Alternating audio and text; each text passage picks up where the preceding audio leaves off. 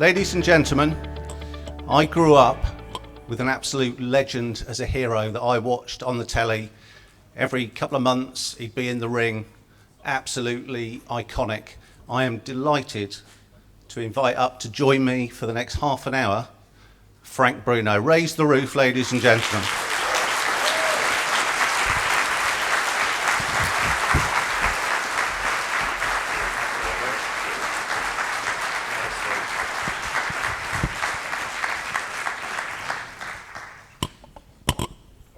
So kind. Thank you. With Frank's booming voice, you can probably hear him at the back there anyway, but a microphone will help add to that. Okay, ladies and gentlemen, Frank, first of all, can I just say how absolutely great you're looking? Thank you very much. I went to the hill farm last night and I had a spray tan this morning, so it helped. I can see this is going to be an interesting half an hour. Okay, right.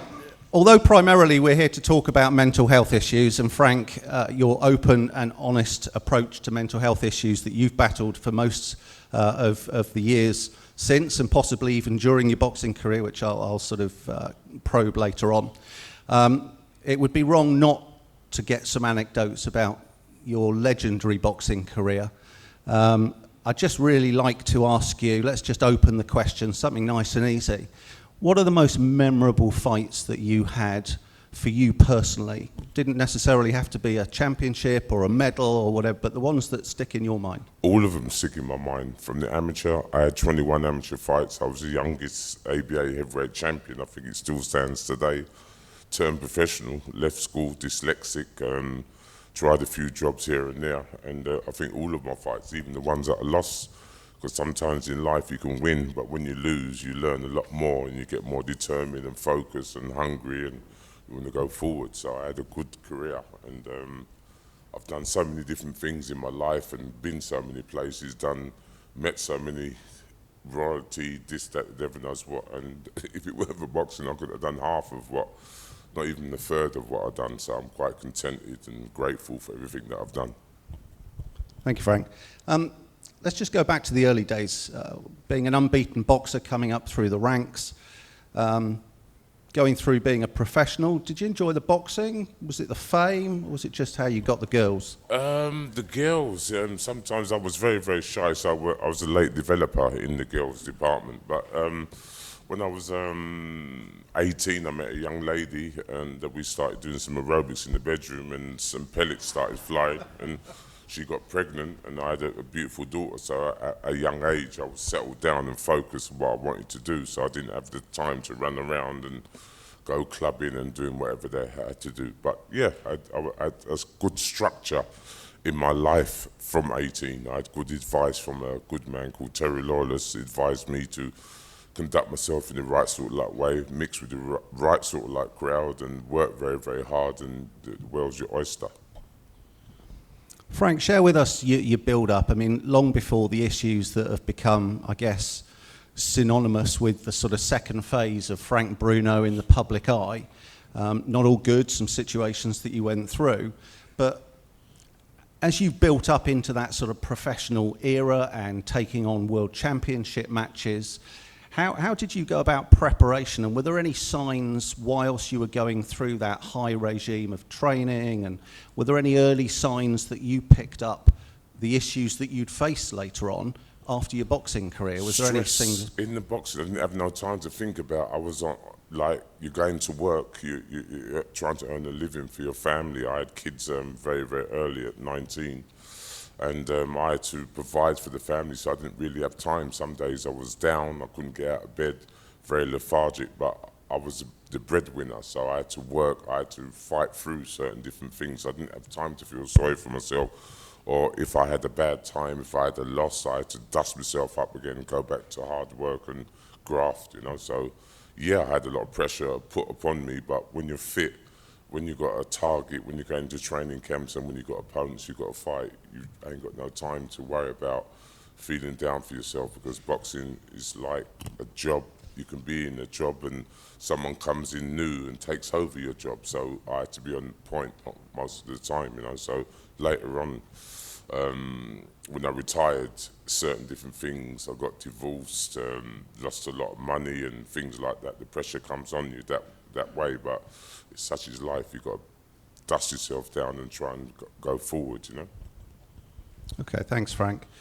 I think the honesty that you faced up to in recent years, everybody's seen and been with you to a degree on that journey. I was listening to an interview with Stephen Fry yesterday, and he himself tackles bipolar, and I remember him, he was talking about it being like a sleeping dragon that could wake up at a moment's notice and bite you and savage you, and then it could be gone as quick as a flash. Yeah. How has your experience since you retired? What have been the biggest challenges that you've actually faced day to day? Keeping myself together. I stayed single and had a few relationships here and there, but it was hard because a lot of people done some crazy things, nicked some money out of my account, nicked things out of my house, people that I thought were friends and whatever. So I had a little clearing out, a lot to do. So it was very, very difficult for me to trust people. But yeah, I went through bad times. I got sectioned 3 times. Got caught up with the licorice kosh, you know, the medication what they were giving me didn't really work for me, but medication nearly 4 years now, so I just keep myself real, go to the health farm, go to the gym most days. I just try and look after myself and keep as happy as I can. I've got 4 kids. Sometimes when they're small problems. When they're big problems, but I've got a opportunity, you know, I'm their dad, so I've got to listen to their problems and whatever, but I'm in a good place at the moment, so I'm quite contented, happy and grateful. Thank you, Frank, and thank you for that honesty. What sort of things, looking back now, when you were going through that, you mentioned about being sectioned, and really, you must have faced the darkest of days at that point. Did your boxing history, did that give you any sort of sustenance, or was that almost like a millstone round your neck as you were trying to start tackling tomorrow's challenges? I'm a fighter. I got sectioned, the medication, what they were giving me, 1 minute they're giving the medication, and I think they were giving the medication for about 10 people. I took some of the medications, fell on the floor, busted my eye, busted my ribs. They were trying to, hard to know, use me as a guinea pig sort of thing, but the more they did, I trained very, very hard, kept my mind together, and I was a very determined character, you know. Some people go through things in their life and can't snap out of what they've got to do, but I lived in a big house. When I got divorced, I was left there by myself. I had 75 acres. There was stress coming in, bills coming in, different things coming in, but I had to get myself together and I had to be good for myself, because a lot of people I thought were my friends, and a woman's scorn can put propaganda against you and try to keep you down, but the more people try and put me down, it gives me more determination to just get up and fight, and, you know what I mean, a proud human being. I think a lot of us are quite proud of you as well, Frank. Thank I think you very that's much. Very a kind, boxing career, I guess, in relation to some of the challenges you faced afterwards, was almost easier in one regard, I guess. Yeah. Okay, I'd like to, really looking at the challenges that you've had to face, that today everybody's here. The subject is around older consumers, and with the greatest respect, despite the fact you look about 30 years younger than me, I've obviously, and my Watley's 12-pack is not doing me too good. You might have to go to Specsavers, get 2 for the price of 1. Yeah. Oh dear, this is where the interview goes to pieces. Frank, tell us where you got your suit from again. I got my suit from Thailand, you know, I went over to Thailand. Told me Tesco's earlier on. Yeah, well, Tesco's, but same thing, Thailand. But yeah, in Thailand, the suits are a little bit more cheaper there, and you get good quality, and it's the same with what you go for Savile Row or whatever. But yeah, I've got my suit in Thailand. Talk to us about your charity. I guess as an organisation, we've been raising money for a charity that somebody who you know, Esther Ranson, works with a charity that deals with loneliness for old people. And firstly, I guess, was that the foundation of the Frank Bruno Foundation, where you wanted to give something back, having been on that journey? Talk to us about that foundation and what it does. When you're in sections, you see a lot of different things happening. A lot of people taking medication, being given medication, but sometimes you don't think the people around them want to see them get better, because if they get better, they ain't going to have a job. the people who are looking after him. But I think the Frank Bruno Foundation would help people, give them a little bit more confidence, having people somewhere where to go, which I'm getting a unit in Northampton. We're going to have non-contact boxing, counselling, sitting down, yoga classes, a cafe where people can go and talk about their problems. Women can talk about problems because women love talking, and sometimes women can cry and take the pressure off of them. Men don't cry. Men don't. You can look at a man and don't know what's going on in his head because he can be stern and you never know that he's under pressure. But now, lately, that people are coming out and talking about mental health. Mental health years ago, 25 years ago, people would be crossing the road and saying, here comes a nutter, or bully you at work, but people are very sympathetic about mental health now. So I'm just trying to help people with mental health to give them a little bit more confidence and try to get them a little bit more confidence rather than relying on medication, because sometimes any sort of like medication has side effects. So I'm just trying to help and do the Frank Bruno Foundation to help people going through mental health, men, women, from 10 to upwards, just to try and have someone where they can go and relate to and sit down and just unload, leave their pressure there and come out and feel recharged, you know. Brilliant, thank you, Frank. I guess I want to go back to the boxing now. It's a really cheeky question, but I think I'm just about far enough away to get a head start on you if I need to run. You fought some big fighters. I guess there's two sides to this question. The first one is, who hit you the hardest? And subsequently, who did you think you hit the hardest? I think there's one guy he was in prison, he got let out of prison for murder, he had a bullet in him, and he fought Joe Frazier, he had a draw with him, and Jumbo Cummins hit me with one punch in the side of my head, and I didn't know where I was. I was concussion for the first, second, third, seventh round. I got myself together and I knocked him out, but I didn't know where I was. And after the fight, Harry done an interview and he said that was a good punch you caught it with, Frank. But I said, what punch was that, Harry? Because I was flying, EasyJet and Concorde all at the same time. But yeah, I think Bone Crusher Smith hit me very, very hard. With my first defeat. Tim Witherspoon, I went in with him. I was a youngster, he was a man, undisputed champion. I went in there with one head, come out there with two heads because he battered me. He's a very, very experienced guy, but one punch. Tyson hit me hard, Lennox Lewis hit me hard, but Jumbo Cummins, I didn't know where the punch came from, but he hit me in the side of my head, and even now when I think about it, I need counselling. I think if we go back to our friend Mr. Tyson, I certainly remember that moment that you hit him pretty hard as well. So yeah. You gave as good as you got in that fight. Right. What about the others? Any others that you felt that you really gave your best possible shot at? All my fights, I've tried my best. You know, I mean, some were early, some were late. When I fought Bone Crusher Smith, as I said, he was a man of 29. I was a boy of 22. I was a late developer. His cricket balls were bigger than mine. He was a man fighting a boy. I went in there, tried my best. Yes, I was beating him for about 8.5 rounds. When the 9th round came, he caught me the combination. And you know, sometimes in life you think you're young and fit and beating, but an older man, he was a seasoned professional, so it took me back to the drawing board, got myself together, fought Tim Witherspoon. He was a man as well, you know, undisputed champion, used to be Muhammad Ali's sparring partner. I think he beat Larry Holmes, but Larry Holmes was connected to the Don King, so Don King made Larry Holmes the winner. But yeah, Tim Witherspoon, Lennox Lewis, Mike Tyson, and eventually I got my dream come true against Oliver McCall. Talk to us more about that fight, because that really was the pinnacle, wasn't it? Yeah, it was the pinnacle. You know, I was very, very desperate. I was 33, didn't have too many places to go, and I had Frank Warren linked up with Don King, and Don King had Oliver McCall. Oliver McCall knocked out Lennox Lewis in the second round. It gave me an opportunity of fighting for the title for the third, for the fourth, or whatever time it was, you know. Sometimes I go into training camp 2 months before.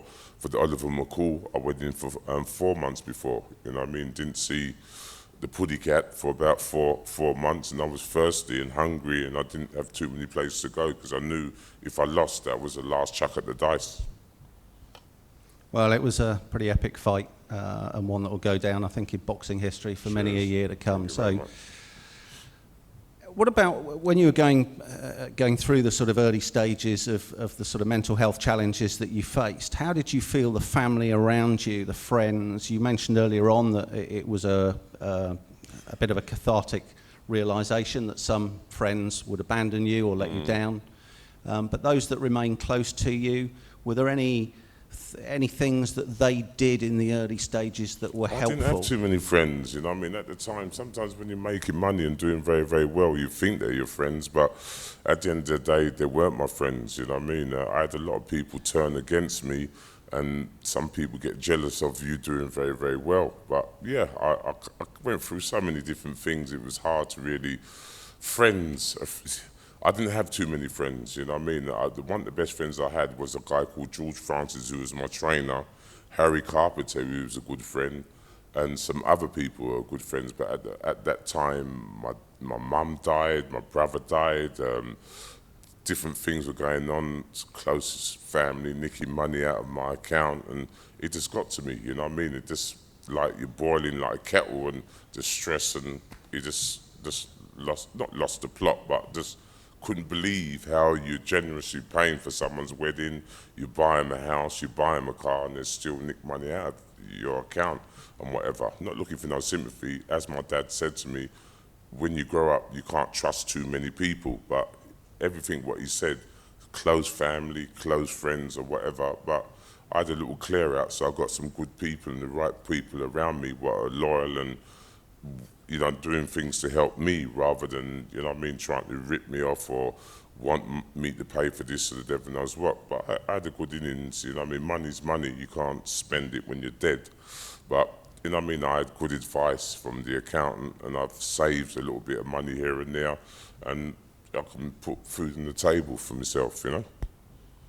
Brilliant, thank you, Frank. There's been some well-publicised commentary from Prince Harry and Prince William on mental health recently.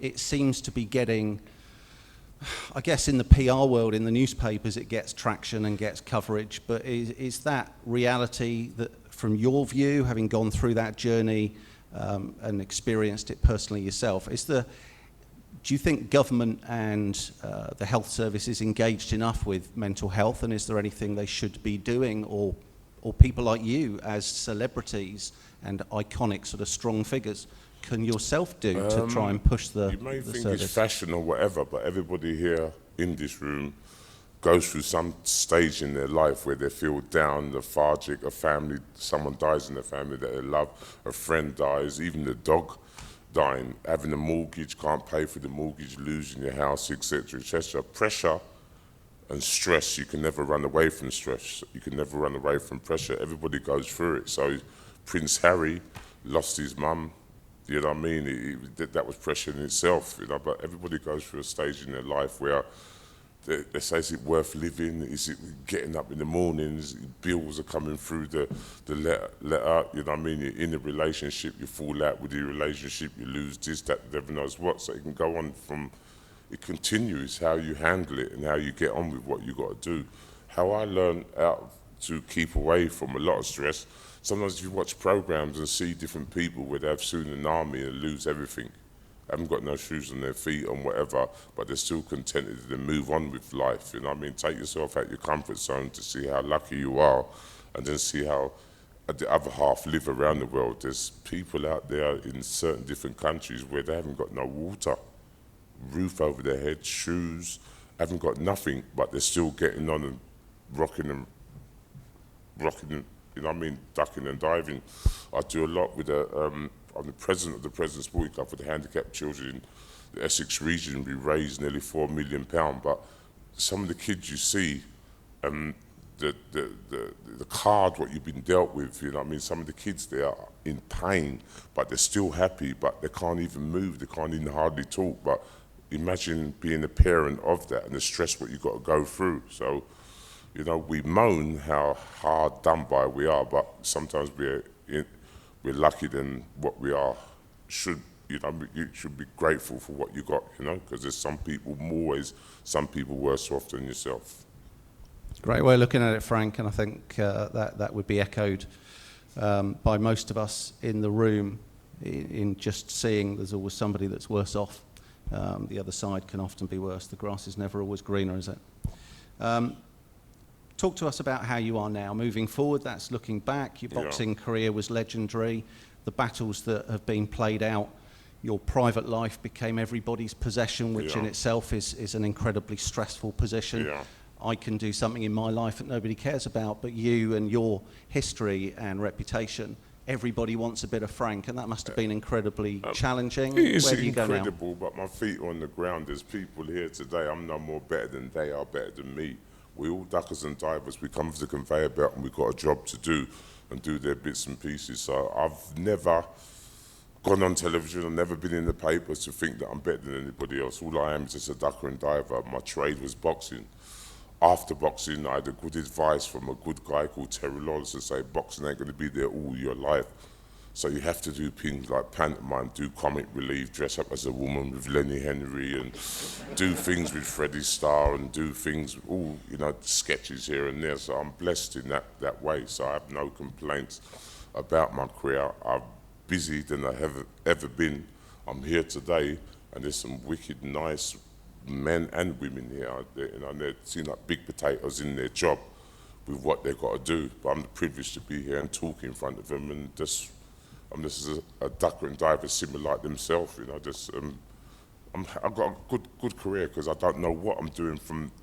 I've got to go here, there, all over the country, and you know what I mean. You get a nice response and just talking about my life, which is very, very interesting. I didn't go to university, didn't go to college, didn't have no A levels, O levels, or whatever. I went to Borstal, and it was the best thing that could have happened to me. It skilled me and got some good advice from some good teachers, and manners takes you very far, and discipline and focus on what you want to achieve. And I had that dream when I was about 12, fulfilled my dream, and I'm still having a dream now where I'm going all over the country meeting different people, so I'm grateful.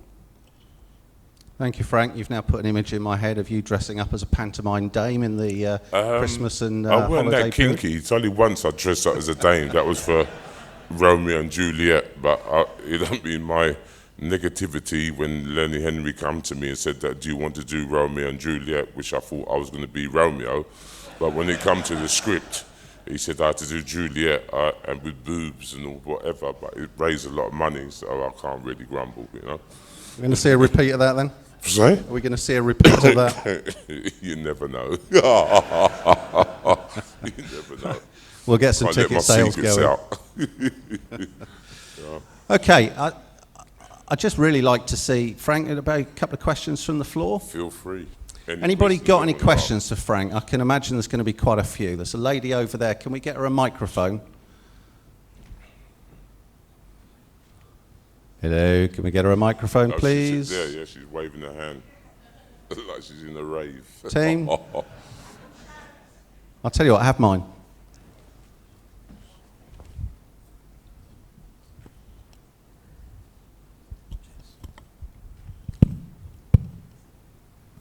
Hi, Frank. Hello there, ma'am. How you doing?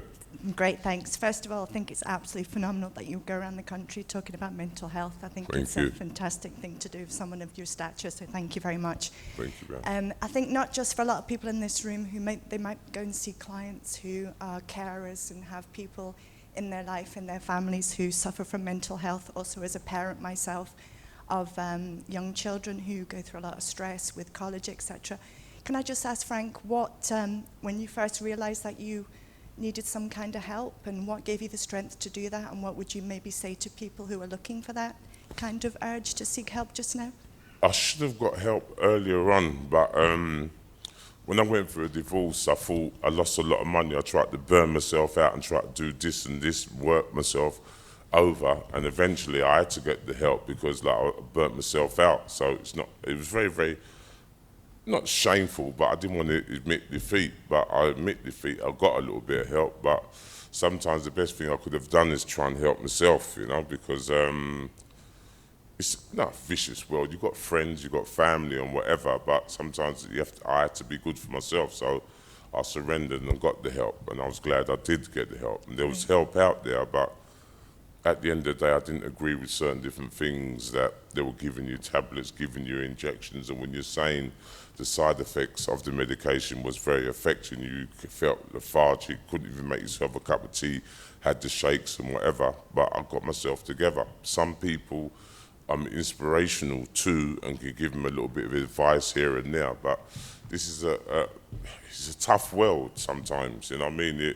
There's only so much that people feel sorry for you, that people just walk over here, a nice person, but everybody's got to do their bits and pieces and provide for. So it's, you know, now it's much more better than years ago, when if you did say to someone in the workplace that you're feeling a little bit down, you're not feeling good, you've got bipolar, anxiety or whatever, people laugh at you and bully you. But most workplaces today have got places that you can go and chat to and get advice of people and try and get it off your plate and work it out, you know. But it's a different generation now than it was years ago. Thanks very much. No problem, man. Any more questions? Yes, there's a lady there and then there's a gentleman at the back, so we do the lady first. Oh no, it's not a lady, it's a gentleman. Specsavers.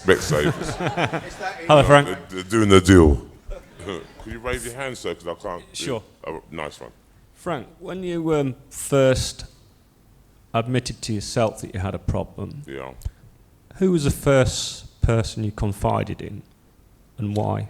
I confided my mum. My mum was a nurse, a district nurse, and she kept on telling me because the pressure what I was going through with the divorce and whatever, I was pressured into getting out of the house, but I helped pay for that house and I weren't doing nothing wrong, and the pressure what was on me was too much, and my mum said that not even the bull could take that pressure that I was going through. But my mum was the best one and the best advice that she could give me, because as I said, she was a district nurse. She understood about the mind, the body, the soul, the nerves and everything. So the best one I could have gone to was my mum, and she gave me good advice and I took her advice. Cheers, thank you, Frank.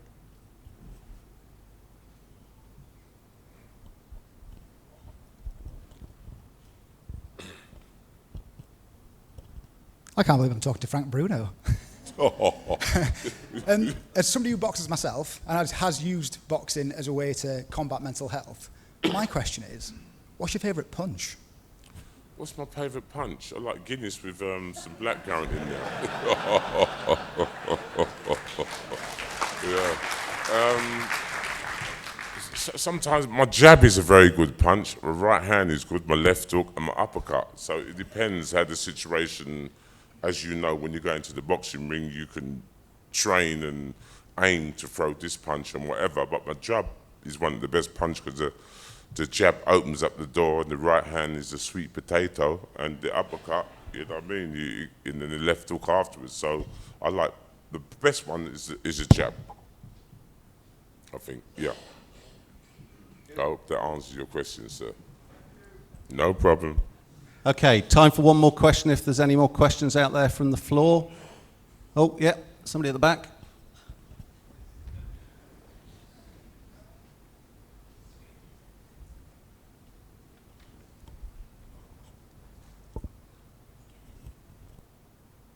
Frank, outside of Oliver McCall, who did you enjoy boxing the most? I enjoyed all my fights. Boxing with some people doing white collar boxing and training, and the experience what you hear from them when they go into it's a buzz. You keep fit. But I enjoyed all my fights, even the ones that I lost. I enjoyed. You know what I mean? Because it's a weird experience going into the boxing ring. Like some people play rugby, some people play football. But when you do boxing, sometimes I'm in the dressing room before a fight and wonder, what the hell am I doing? I'm going in there, the guy wants to kill me, I don't want to kill him, but he wants to beat me up and do whatever he can do. And when you're in professional boxing, it's your living. So I enjoyed all my fights, to be quite honest, even the ones that I lost. Thank you, Frank. Okay, in his career, I guess, Frank, you had some pretty raucous rounds of applause and welcomes to stadiums and boxing rings and everything else. Ladies and gentlemen, I'd like this event to put that ratchet up a notch or two. So can we give Frank Bruno an absolutely fabulous round of applause and a big thank you from us. Thank you very much. Thank you. Thank you. Thank you very much. Thank you. Thank you. Thank you. Thank you.